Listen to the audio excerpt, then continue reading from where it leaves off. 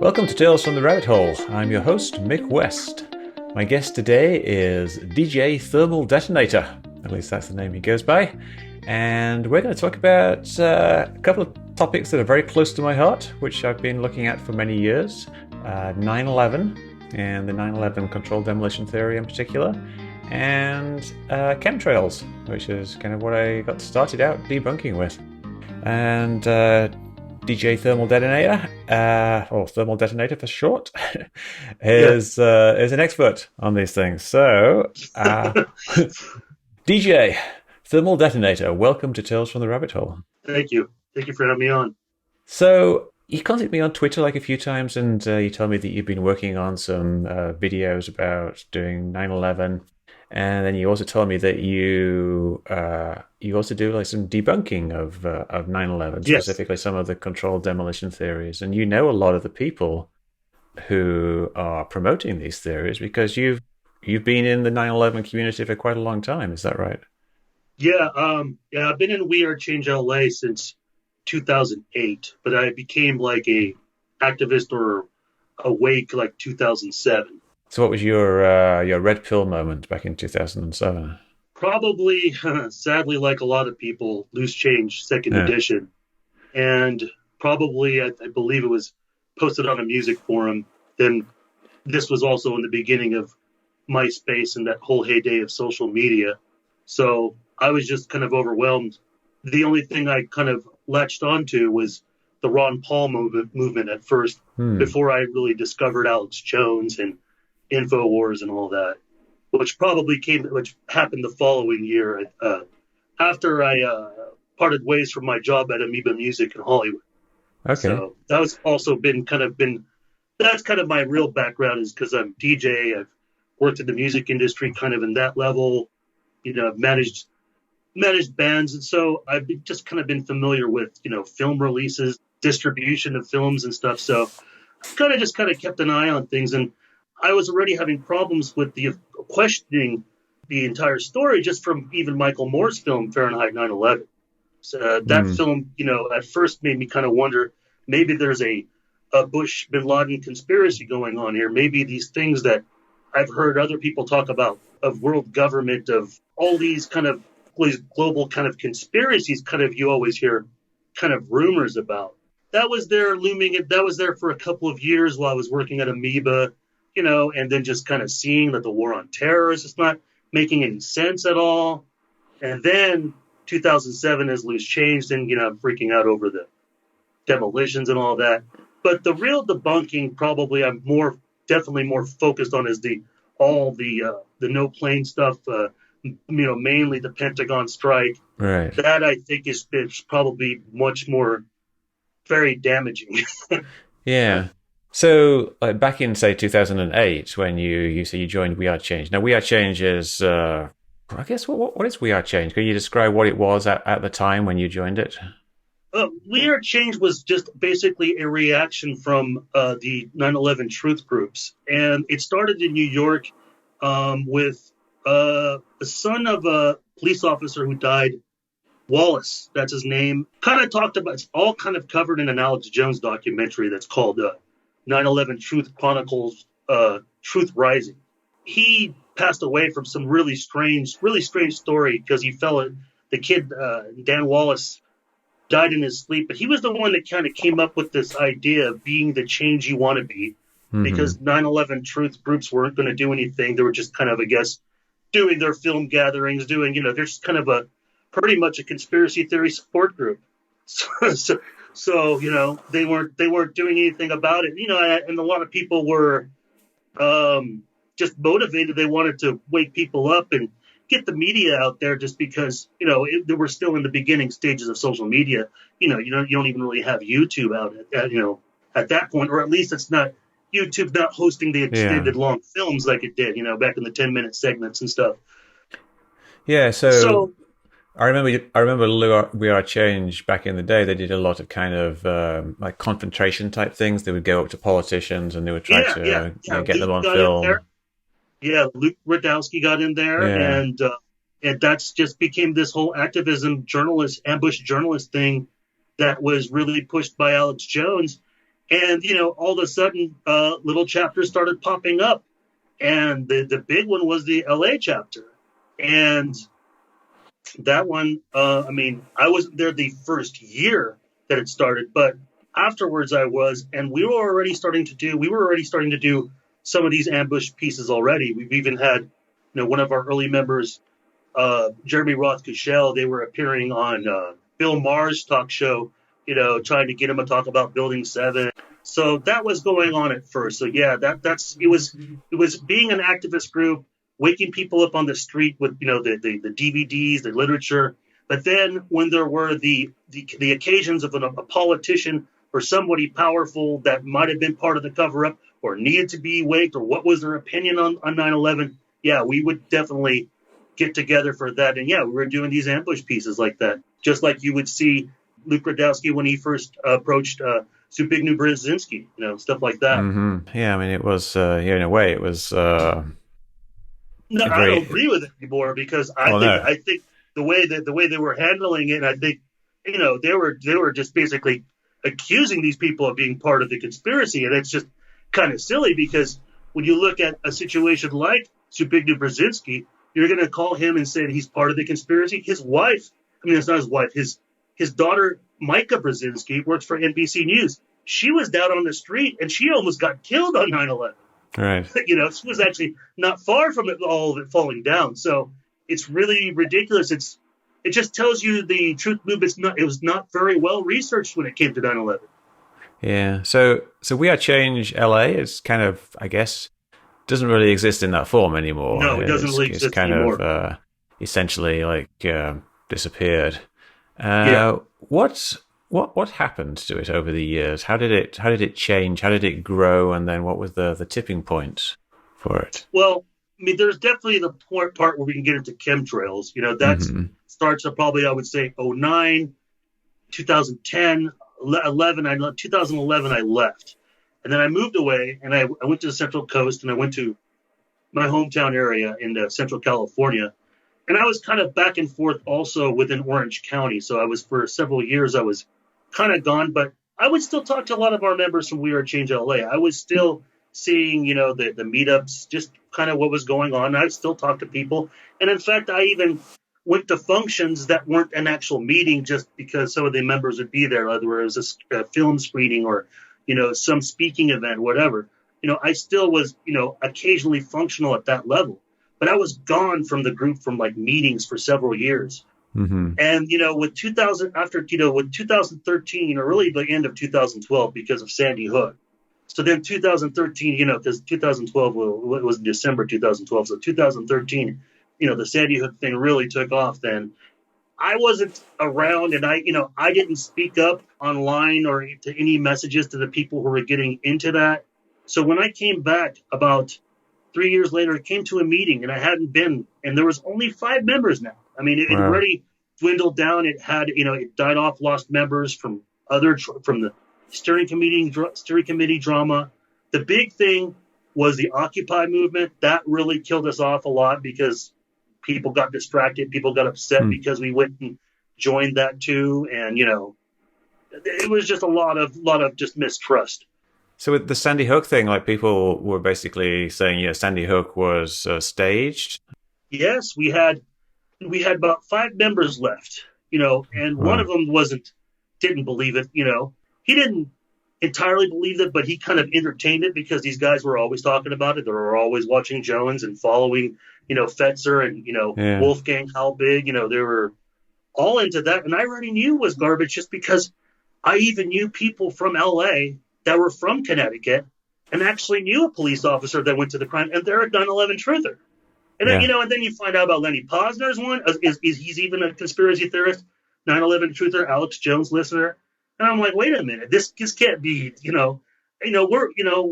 conspiracy theories are kind of popular at this level. We have social media, you can basically connect with anybody to confirm things or, just to keep in touch with reality. And these people, they just kind of weren't. They were just being amazed by all these random YouTube videos that are coming up. I remember the evening of Sandy Hook, that night, there was 10 videos already up. People already making these whole thing about the way Robbie Parker reacted. And then there were They were saying one of the kids wasn't actually in the photo, or was the wrong kid dead, and then that ended up being wrong. But they still kept going, and then it's all of a sudden there's the lights or signals trying to say that the porta potties were just kind of like brought in, on short notice, just kind of like all these really silly things. But that took up our group extensively. So I'm in there. I'm in a We Are Change LA group meeting, and that's all they're talking about. They're still. I'm like, they were not only talking about that, they were talking about the Boston bombing being fake too. And I'm just like, whoa, wait a minute. We need to talk about 9/11 again. because I was telling them, because I'm finding out a lot of things that, we didn't address years ago. And I think we should be focused on that because, first of all, Sandy Hook this whole thing is BS. And I told them who I knew, and they were like calling me liars. I'm like, you people are crazy. And then one thing got into another, and then it got into also the 9/11 thing because we started talking about the Pentagon. They were getting mad at me that I was saying, look, Flight 77 hit it. You guys really need to look at the evidence. They were just, with the strange thing about it all to me, this is what I didn't understand. All these people were basically had an exodus from Alex Jones. They already hated Alex Jones. They already didn't trust him. But why were these people still preserving all the BS that they already learned from him? It's like, where do you guys start to call him a shill? Where do you guys start to call him not pure or whatever? Yeah, whatever. So they've gone beyond Alex Jones even. It's Do you think like the group did the individuals within the group like really change from like this fairly baseline ordinary 9/11 conspiracy to these more extreme conspiracies like chemtrails and the Sandy Hook stuff? Was that actually a change within the group, or was it kind of like whittling away, like people left and then the only people who remained were these more extreme people? Yes, that's basically it. That and then there was already the chemtrails were already there. There was also always the anti-GMO thing. The vaccine thing started first, and I was like, I understand, but it's like we're trying to deal with foreign policy, with all the problems of 9/11. Why are we getting distracted with that? But then came the chemtrails right afterwards. And, that's when Mike Murphy just kind of moved in from the Chicago We Are Change. And a year later, he's already working with some other locals, and they're already trying to put out a film. And they were the ones telling us about, oh man, you got to look at this whole thing of chemtrails. And it was slowly coming up as a subject, on InfoWars. And then, and it just started kind of growing. And like I already mentioned about the Occupy thing, but then the Sandy Hook thing, I mean, it's just, these people were just so adamant about it. They did not want to do any exploratory investigation themselves. They were just completely counting off just all these rumors started off of YouTube, and that's all. Yeah. So I was wondering, like, there used to be like more people who went to the We Are Change meetings who were these, 9/11 people, just 9/11 is an inside job of some sort. Did they just scatter to the four winds, or did they form other groups, or do you know what they're doing now? They kind of scattered because, ironically, right around the same time as the Occupy thing, it was also the same year that the Osama bin Laden was assassinated, and that really kind of just, people were just like, oh, now I got to deal with that. I've got to deal. The truth movement was kind of like, oh, I got to deal with that now. So I think it became even a turnoff for some people. But at that point, there was also the fear of 2012 itself, So a lot of people kind of also ascribed to that, and also buying all the dollar's going to crash fear mongering, that all that. So people kind of like, a lot of people just kind of moved out of LA. The people that were in the movement, they just kind of were they were paranoid. They thought. The fear of 2012, like just like the Mayan calendar thing? Yeah, the Mayan thing, yeah. And then just all the fear-mongering just from Alex Jones and all, just Gerald Celente and all these other people just kept telling you the dollar's going to crash, shit's going to hit the fan, And then it never does. No, never does. Yeah. Exactly. Do you know Steve Wright from, was he there when you were there? Tall guy, video guy. If you're in contact with him, I would love to talk to him because you know what? He was right about some things. Yeah. And he was the one that referenced your website to us. But it was actually interesting. I actually brought him. I actually talked about him in a little video I shared with some people, just because he was at least brave enough to show up with the images from the Pentagon. He's trying to test everyone's beliefs, but he started with the Pentagon, and it was the first time I actually seen the clear shot of the hole. I'd never seen it, and I'm like, oh my god! And when he came up to me, he was just, I told him, I like, look, either something hit, either some kind of drone hit it, or possibly Flight 77 hit it. And he goes, oh really? He says, Stephen told me, oh really? You think that's possible? That the plane actually hit? I go, yeah. So, well, what if I show you a photo? And he shows it to me, and I'm just like, nobody showed me that photo. I'm like, yeah. So he was, it was a win-win situation for him there. So it was cool. Yeah, I remember he told me, like, I talked to him, I interviewed him for my book. There's one of the chapters in the book is basically the interview I had with him. And he talked a lot about the We Are Change stuff, and for him, I think it was the chemtrails thing that kind of started to unravel his belief system, and then he thought, if chemtrails are not real, then what else might not be real in terms of what this group is saying. That's great, because I remember another older gentleman that we had in our group who worked for Boeing. And he wasn't buying it either. And we started getting into a rant with one of our leaders. And, all of a sudden he's kind of kicked out. So it just kind of like, we weren't even tolerating people who were saying no to this whole thing on chemtrails. So I didn't know that was the reason that started. That's why Stephen Wright had left. I don't blame him. Yeah. It's people sometimes liken like conspiracy theories to cults. Yeah. Do you see that at all? Do you see like a kind of a cult-like behavior? It is a cult. It is a cult. I'll totally admit it. It is a cult. Very much. It's based from.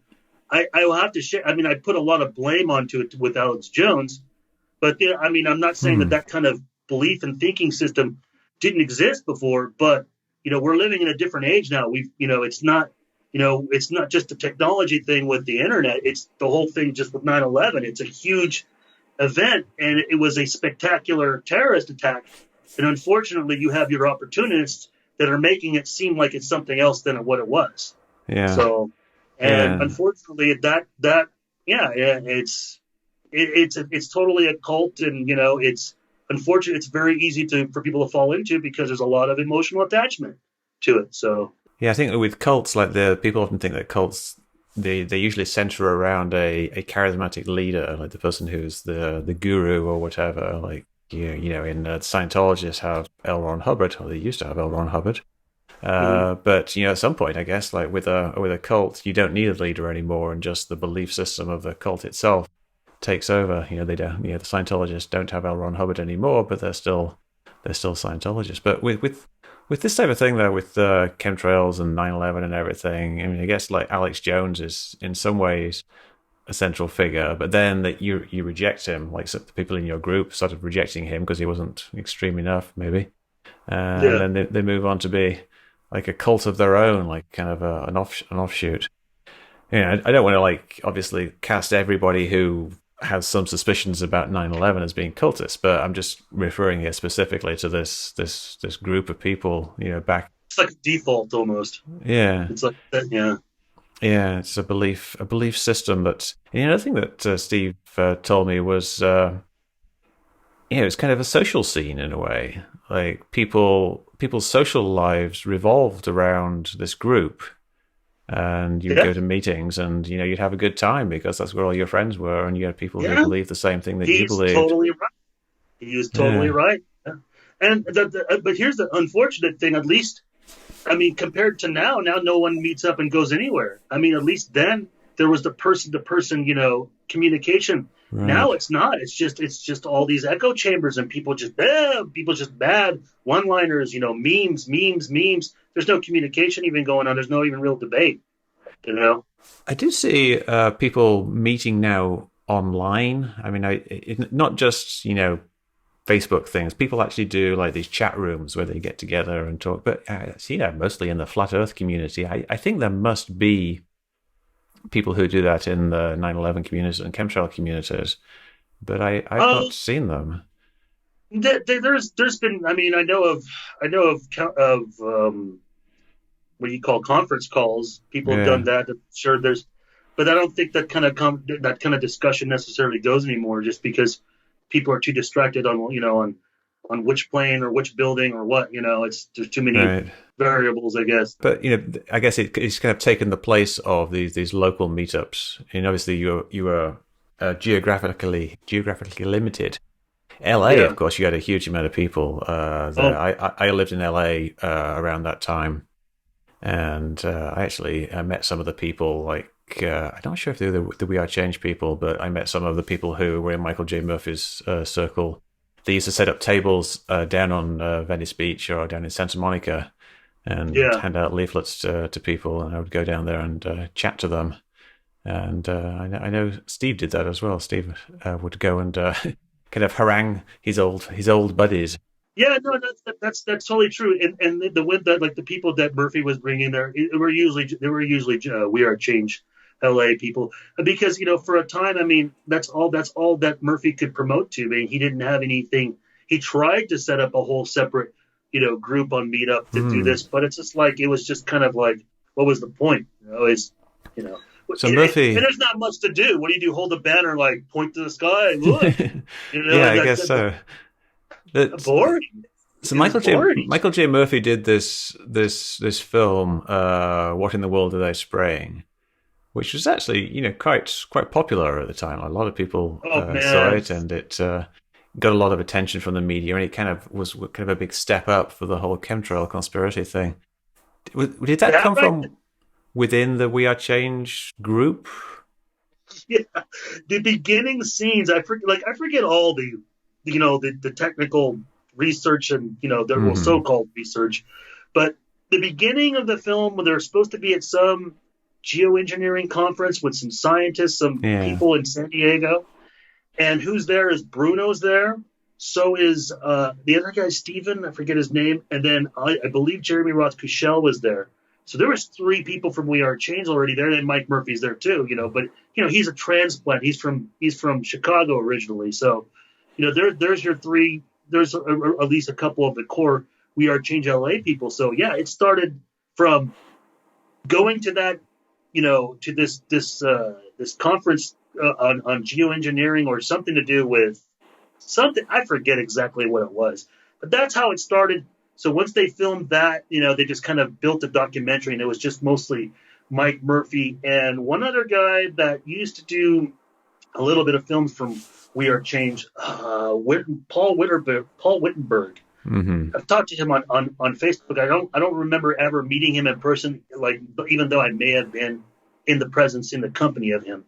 But they got up, they kicked that off. They put that together. There was all this talk. We even raised money. I guess I think there was even try to raise money to make the film. So we're already even getting into the research. We're already even seeing short videos of everything already before the completed product came out. But then once the product came out, there was already a fallout between Mike Murphy and Paul Wittenberger. And Paul Wittenberger is obviously more computer literate. He already worked. He was already starting to work in the film industry. Mike Murphy, he's kind of this ex-party kind of person. I know he got into some kind of. I think he was doing substitute teaching in Yeah. school. I think it's I doing think that was one. math teaching. I think he said. Yeah. I think that's what it was. That was what he did. But he didn't know anything. He didn't know anything of as far as internet, social media, and especially with as that being the way to promote and advertise thing. I kind of I told him, hey, I'll help you with that. And at that time, simultaneously, I was already doing this T-shirt thing. I was printing out my own line of 9/11 Truth T-shirts at the time. So it was kind of like, yeah, I'll also print one of your shirts. I'll show you how to promote on MySpace on all the social media sites to do consignment for your DVDs at stores, Hmm. um, all that stuff. So, but while all that was going on, I was hearing all this drama he had with Wittenberger, and it just kind of like, wow, I didn't get into the middle of it. I just I'm just mostly into 9/11 truth.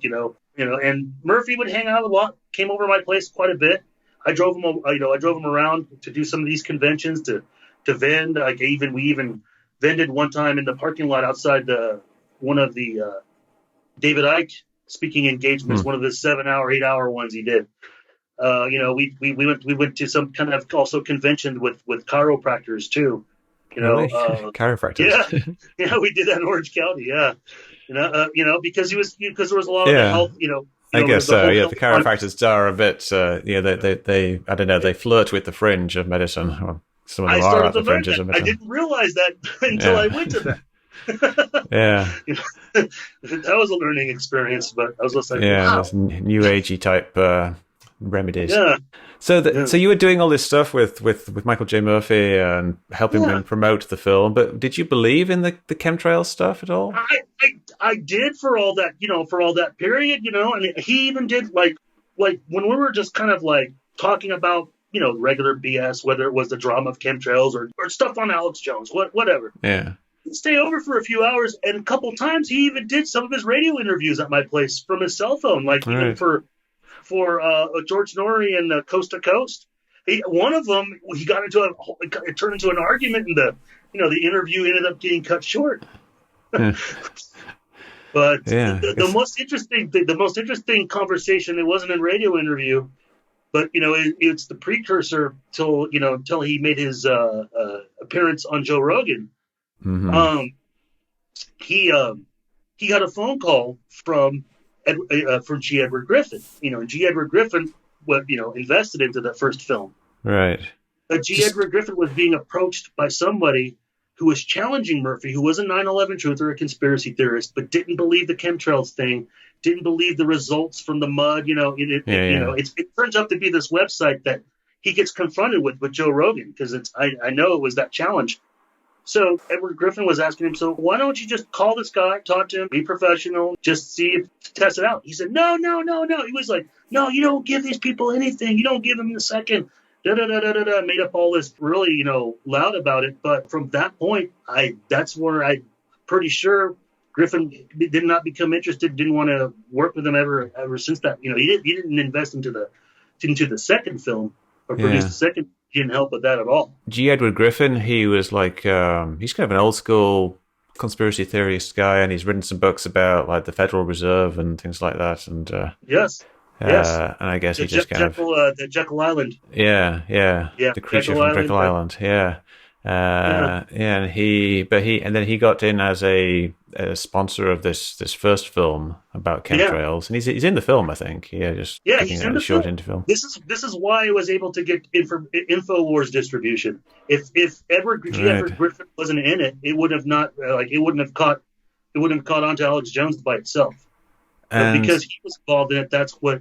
But then I also found out what was their deal on all that when they had the DVDs there for sale from InfoWars. And of course, you remember this is the same time YouTube's starting to grow. So, not very many people are making their money on documentaries at this point because everybody's just watching them on YouTube. Yeah. So he was only getting $1 for each DVD being sold from Jones. So So you're not. It's not a big money maker. I think a lot of people think that these people who promote these things are making loads and loads of money, but it's quite hard to make money unless you're Alex Jones, unless you can actually get a huge recurring audience. I don't think making a documentary is going to make you that much money. I think Loose Change did fairly well. Because that would have been back in the early days of YouTube, and they would have actually managed to sell a bunch of copies. They did, and I believe what I've been told is Jones just had to grab that because he wanted that, he wanted that tinfoil capital for his. In his lone state of Texas.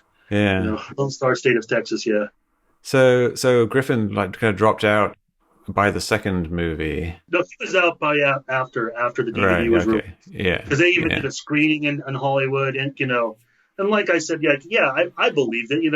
I totally thought it was, but when I started to see kind of his character and his background character, one of the things that kind of bothered me was how he liked the chemtrail, this whole thing was just because it really it freaked people out, and he liked the paralyzed effect that the people would get, from watching it from his screenings, or and he'd laugh and tell me like, there were these moments. He says, yeah, there's these moments where there would be like a woman freaking out, like, oh, I can't be true, like, oh, like, and he liked the fact that he would just kind of have to come in there and just kind of have to calm them down, calm her down like a.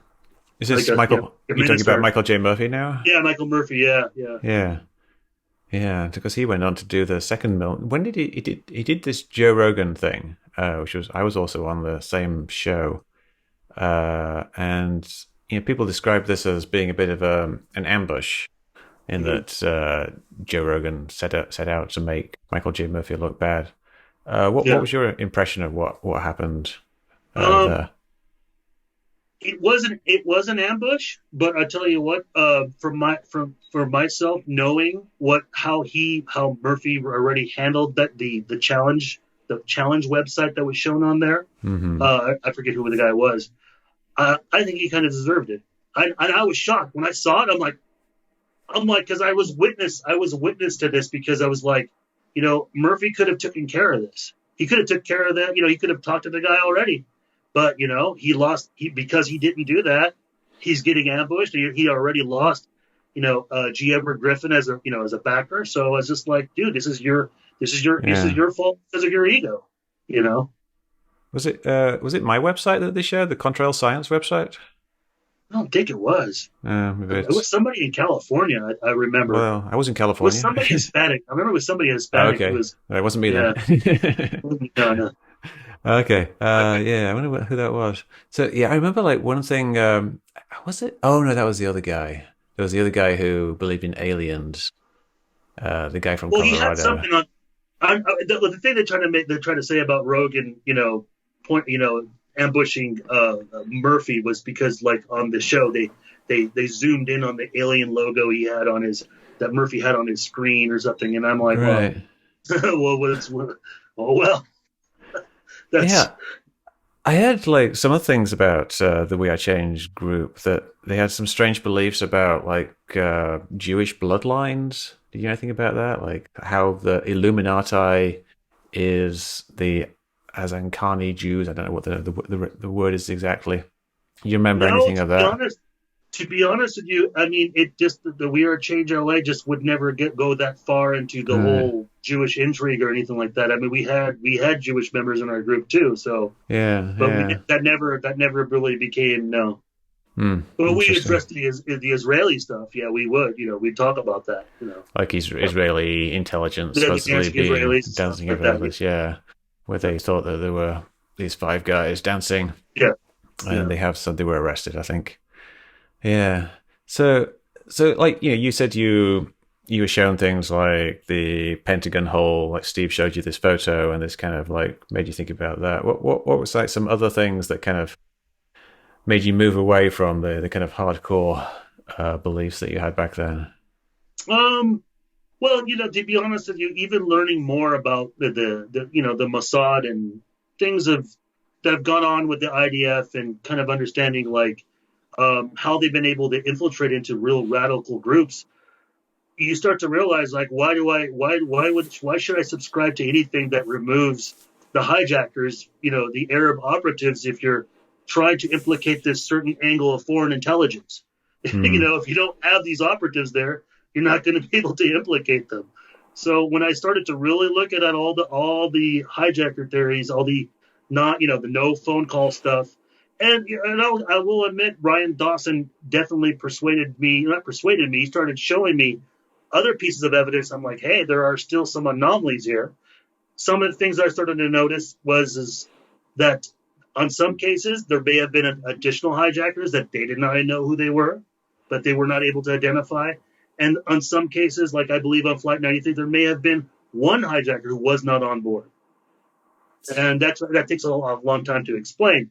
But then when I started to realize this, and I'm realizing there's this complete other anomaly for real hijackers, just making it more relevant than it was, a complex operation. When I started seeing this, I'm like, I really should reconsider, everything else, And the other thing, to be honest with you, when it came to Building 7. even when We Are Change LA started, I didn't understand why we were always focusing on this building, because nobody died in it.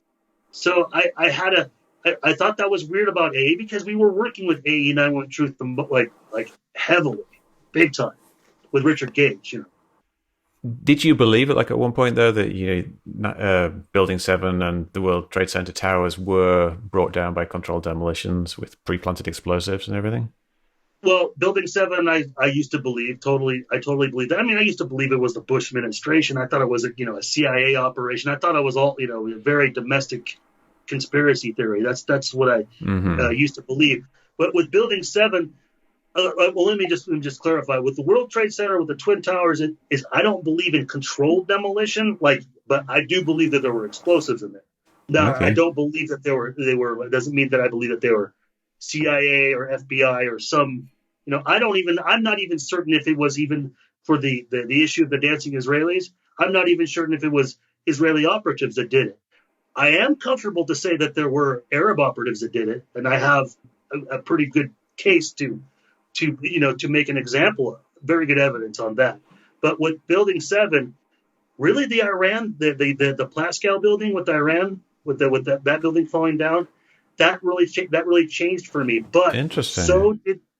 that's what started to me, because before that, a couple of years before that, I was already kind of questioning that maybe they put explosives after the Twin Towers came down, because maybe they wanted to bring Building 7 down because it was too damaged. Maybe that's what pull it really meant. Maybe that's why they cleared off all the streets. And the reason why I believe that is because if you listen to the entire Danny Jowenko, the demolition expert from Norway or Sweden, the one who was constantly referenced from architects and engineers for 9/11 Truth, the one that gets shown Building 7 and says, "Oh, he's controlled demolition."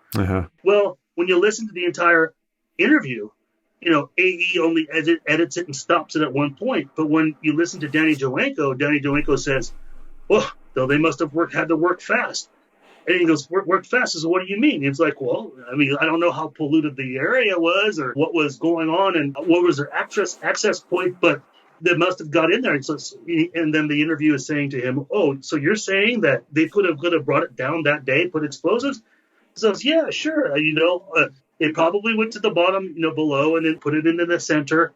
And, and that's what brought in the center. And then that's what kind of brought it down. They went put it in the heart of the building. And then I'm like thinking to myself, well, that actually makes more sense if that's what happened, So you think the idea that somebody ran in with some explosives or walked in a few hours, whatever, the crew, put them, because I believed in the kink thing.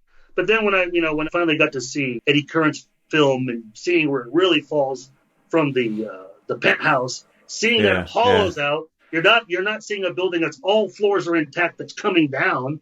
So once I saw that, and then what you think is the kink in the middle is really it being hollow and bending. Yeah, that's where I'm able to see it. That's really interesting.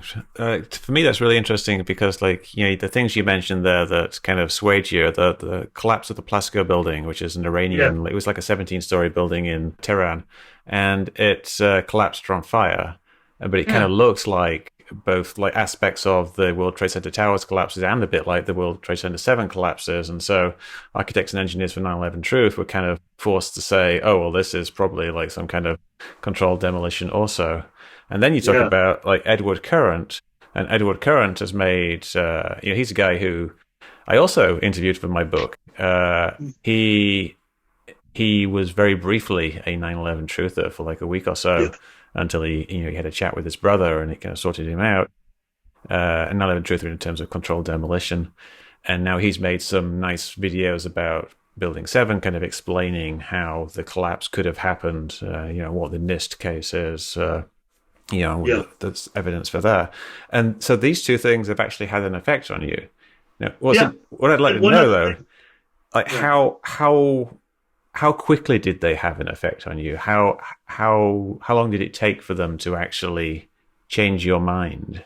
Not very long, in a few minutes. I mean, what made me really finally look at it, I'm like, you know what? I'm going to look at this building and actually not try to imagine or try to do but looking at seeing it where everything is dismantling from beginning point, And when I saw his film, it did a great job of it because I never saw the sunlight coming through the window like that at all. I Yeah.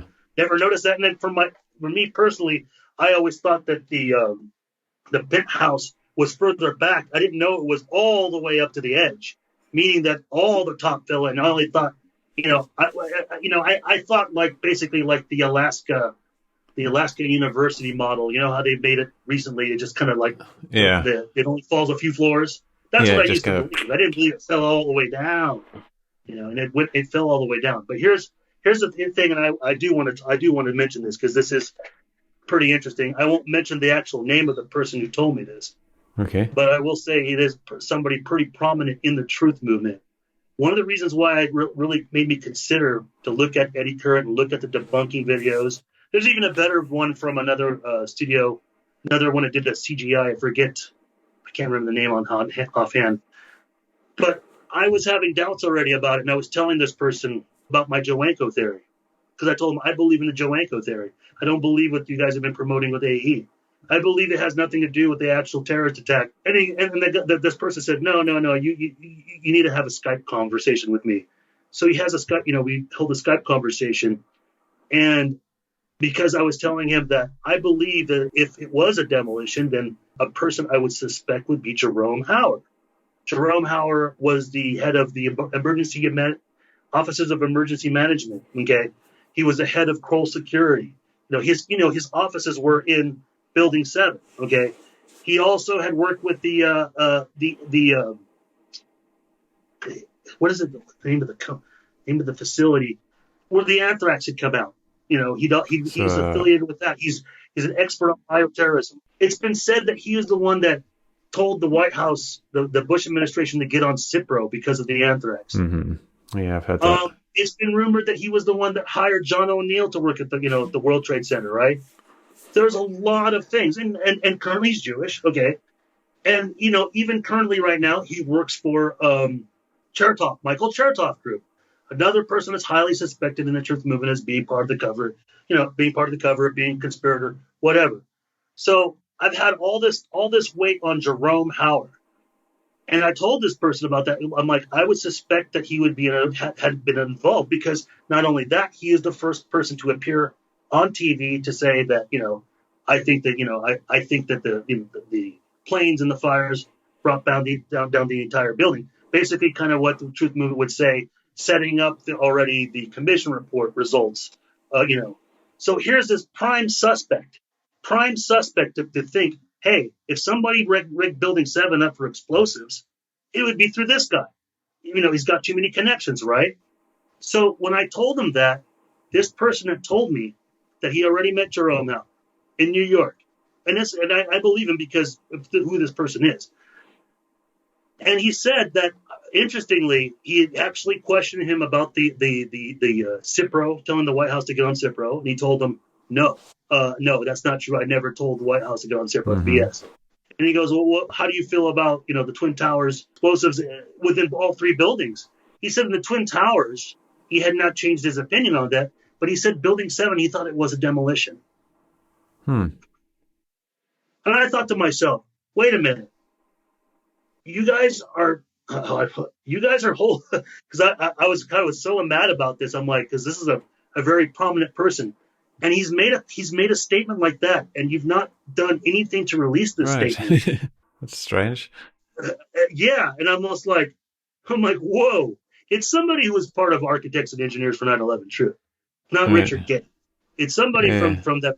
So that's what made me very upset. I'm like, wait, you're withholding this from the organization? I mean, prime suspect number one for Building 7, and he agrees with everybody that it was a demolition. So I thought to myself, if he can believe it's a demolition, why should I believe it is one in the first place? I mean, he's dumb. I mean, I don't agree with him on the Twin Towers. I don't agree with him on the Twin Towers. I think there's a lot more graphic evidence, a lot more evidence for it, but not with Building 7. So why would he? I'm like, he's just fooled like anybody else. Do you have like now after all these years, do you have kind of a clear idea in your head of what you think happened, or do you still just have like a load of questions and suspicions? I have an idea of what certain things were supposed to happen. I have an idea of where I think some things happened, but I have a lot of questions of what didn't happen. The one thing that I do know what's going to happen, and people do not put this in the equation because it's not even talked about in the truth movement, is that there were more planes, that it was the 9/11 attacks were not an idea from the Bojinka plot found from Ramzi Youssef in his laptop in the Philippines. No, it was the Bojinka plot. They were going to hijack 12 or more planes. And there's a lot of evidence for this. A lot of it not just from Logan, Dulles, and Newark, because there were additional flights, but other airports, mainly JFK Airport, LaGuardia, Atlanta, Chicago, cases of weapons being found, cases of people, suspicious Middle Eastern men leaving that day, lot. So when I think about that, when I consider, the two planes that reached the Twin Towers, I don't doubt that they could have been more planes intended still to hit the Twin Towers and other targets still.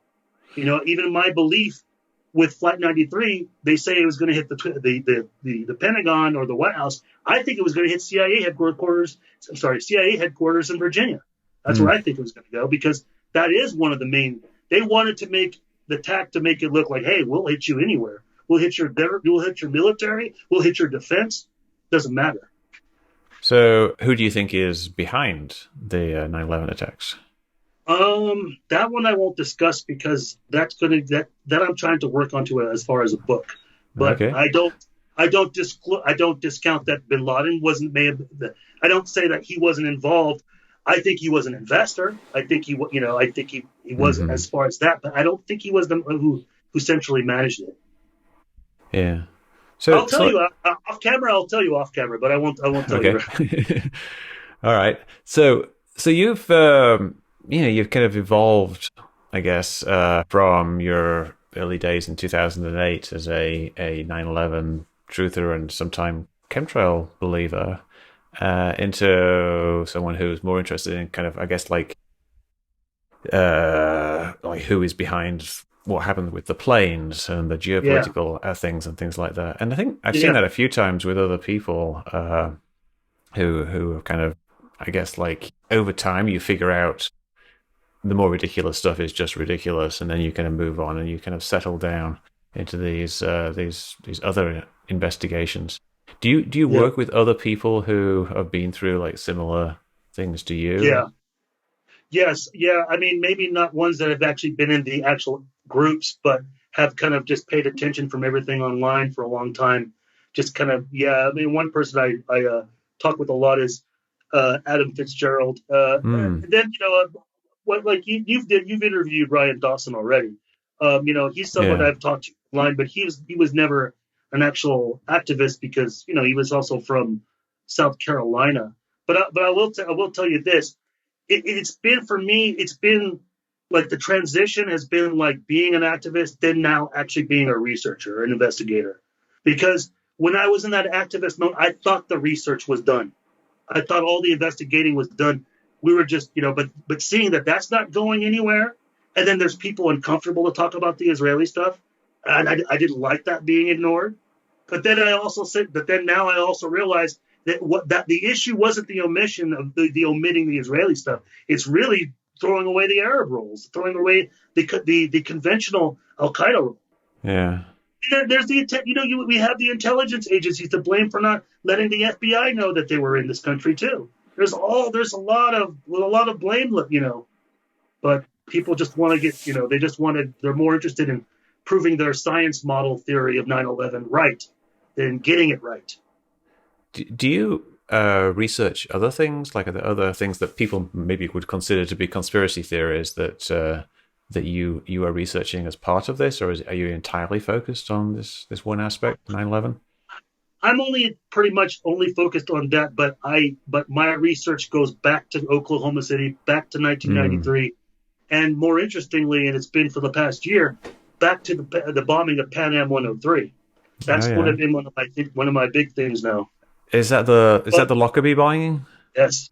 Yeah. Yes. So that was the ones. I guess like the official story is that it was two agents of Libya who did it, and they had a bomb Is that somehow tied into like a Oh broader yes, narrative that you're talking about, or like the yes, same people? pretty much. Well, that's an It's interesting not a coincidence that thought. the Hamburg cell, where the 9/11 operation, and then where the bombing of Pan Am, where the bomb originated from. Huh. That's an interesting theory. It's a So lot. It's a you're lot. It's why I'm trying to put that into a book. Yeah. right, So right. So you're working on a book that kind of encompasses this whole thing, like so yeah, Oklahoma I'm City working on bombing. papers, films, anything I can, but it's a lot to explain. So Yeah. how well just like two things there. The Oklahoma City bombing. Timothy McVeigh was executed for it, and the other guy I can't remember his name. And then the Lockerbie bombing, the Pan Am bombing. How are Mhm. those two things connected? Well, they could be connected. Well, first of all, you have to consider the Middle Eastern link in Oklahoma City bombing. Okay. They've never caught John Doe number two. It was a Middle Eastern person, and they say there's about 20 witnesses that say it was this gentleman named Hussein al Husseini, and this local journalist from Oklahoma City. God, what's her name? Jana Davis. She covered the whole thing, and she actually interviewed him, and was actually kind of a witness of all this behavior, of all this cover up. Well, this guy was seen with McVeigh. And not only that, he also worked for another. This Iraqi also worked for another man that owned real estate. His name was Dr. Abdul. That's his name in the book. It's not his real name. They had to, because of lawsuits, they had to change the name. Hmm. And this guy was already on the terrorist watch list, like even after the first 1993 World Trade Center bombing, and he's said to be PLO linked. Now, the thing about this whole thing is that it's been misconstrued because they tried to say that this was an Iraqi conspiracy. I don't think that's what it was. How that connects to how that still connects to the '93 bombing, because I can't make it work to 1988. I can make Hmm. it connect to '93 bombing. From the '93 bombing, there's very many ways to connect it to 88. But from the '93 bombing to Oklahoma City, you have Terry Nichols going to the Philippines, and there are witnesses there that say that he was meeting with Abu Sayyaf, learning bomb making. There's that. There's also Hmm. that. There's also when Ramzi Youssef's partner Hakeem Murad was in jail, and when the Oklahoma City bombing happened, he was taking blame. He says this was actually pulled off by Ramzi Youssef's Liberation Army, whatever title. There's also trying to remember what other links, but there's quite a bit of Middle East suspects involved. Now, like how McVeigh got caught up, it's up for debate, because they tried to say he was a white supremacist. Others say he wasn't. He was actually even an Arab sympathizer, but not what you would call an Islamist. So Yeah. that's what's rather odd. And yeah, he did fight, in the first Gulf War. And then there's also the theory that he was Hmm. a CIA agent, infiltrating groups. The Alex Jones narrative. I don't know if that's all true. I wonder, but I do have questions about the other figure that was involved with Elohim City, Andreas Straussmeer. That one I'd be. And here's the weird thing too: Andreas Straussmeer, German. His father was actually, but there's questions about that. He was I forget what he was. He ranked somewhere in the Nazi party, Right. but his father was police chief of Hamburg, so he's already has a presence already in Hamburg. Ironically, this Andreas Straussman. So See, I talk to a lot of people who have like theories like this, and you get what amounts to a web of names and connections and things like that, yeah, and it seems like it's difficult to get anything out of it that's going to convince people. Because it Yeah. seems like to get into these theories, you've really got to like read all these accounts of things. This person was here at this time, and this person knew Yeah. this person, and this person said this about this, and this person was seen. Can you actually form like a good, compelling case from this that would appeal to people other than people, like you, who are like really wanting to delve into the details? I mean, what would it look like if you're presenting this case to people, and is it even possible? It's possible because we're dealing with organized crime, and when you Hmm. actually look into that, and when you actually, I mean, even God, Michael Chertoff said, "There's no way to distinct terrorism from organized crime." It's basically that's where I see all this as being connected. So, Yes, the way you also trace it is from these other militia groups and these other fundamentalist groups. That is the other way you trace it, because there's many of them. There's revolving doors too with so some of them. if it's organized crime, Yeah. and you've done all this investigation, and you've made these connections and stuff. Well, why hasn't like the FBI and the CIA done this? Are they part of the plot, or are they just not interested? Oh, What's going on there? oh my God, that's a kid. From every. Oh well, there's. My God, I don't even know which one to start with. Which you bring up Louis Freeh? Do you bring up um, geez, So, you know, what are you saying that they are part of the plot, and that? no, I'm saying not the FBI. I'm not saying the FBI are part of the plot. No, but they part of they're part of the cover up. Yeah, could there be some people in the FBI involved with it? Maybe. I Yeah. don't know. I do question about people in the CIA though. But if you figured all this stuff out, why haven't like a few special agents in the FBI figured it out? Oh well, I wonder if they do. I wonder if some of them do know, and they just can't reveal. I think a lot of it also ties into Iran Contra as well. I think a lot of it, if we were to find out a lot of these groups that we've been funding, we'll find out that it's also still tied into the drug trade, arms trade, Hmm. hiring mercenaries. All these crimes of moving proxies around. So that's what I think it's about too.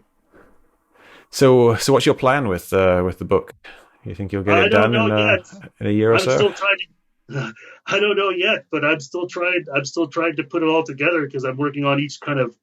I mean, 9/11 is the most one that takes the longest because there's just Hmm. so much. Hopefully, someday I'd like to put something out by the 20-year anniversary.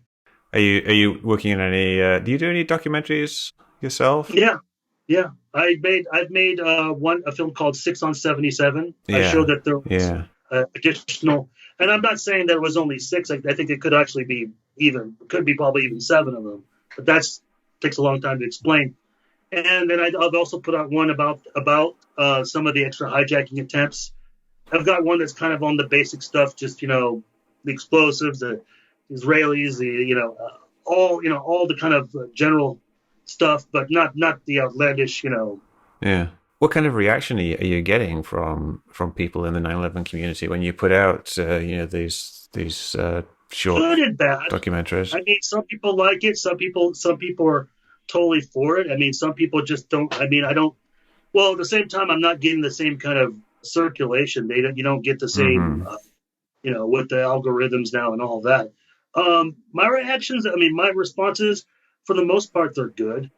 Some people don't like it because I'm not talking about the CIA here and the CIA there. I get a lot of those people like, why aren't you talking about the bankers? Why aren't you? Mm. Because I don't see no evidence of that. I'm trying to follow hard trails and actual organizations. Yeah. Interesting stuff. Well, I look forward to reading your book in a Yeah, while. I know how difficult it is to get a book out. It took me quite a long time to get mine written. So yeah. yeah, it's and I actually obviously do want to read the book. Actually, I actually yeah. do Thank want you. to read. Yeah, Yeah, it's rabbit like hole one. you might find the stuff interesting about Steve, who was someone you knew, Yeah, and Ed Brotherton as well. Not Ed Brotherton. What's his name? Edward Ed Current. Brotherton. Yeah, this is Ed Brotherton. Yeah, It yeah, is. yeah. Well, I was thinking of Edward Current, the other guy. No, but there's The something. There's something about the title that you said, because it's something I try to tell people too. It's just like, yeah, you got to talk about you guys talk about going into the rabbit hole, but remember one thing: it's a hole. Yeah. You'll stay there. You'll stay there scared, and you'll. Yep. Well, I think we've done about an hour. That was very interesting, and I really liked hearing your perspective on the old days, as it were. Well, I guess that was like over 10 years ago now. Yeah. Yeah. All right. Okay. Anything else you want to add before we wrap things up? No, that's just about it. That's about it. Just check out my films. I have a channel called Truther TV. Not necessarily the greatest name because I don't get along with most truthers. Right. Nowadays. You have to think of a new descriptive name.